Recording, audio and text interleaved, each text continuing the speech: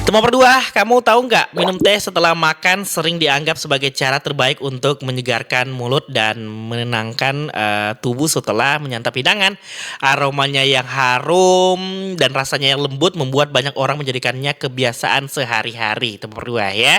Namun, tahukah kamu bahwa kebiasaan ini ternyata dapat membawa dampak negatif bagi kesehatan jika dilakukan terlalu sering ya.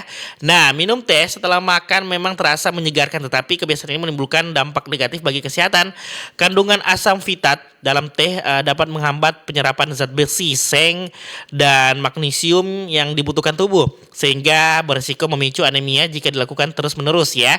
Selain itu juga, teh mengandung tanin bersifat astrigen sehingga dapat memperlambat ya proses pencernaan usus dan memicu konstipasi ataupun sembelit. Bahkan ya pada sebagian orang bisa menyebabkan diare.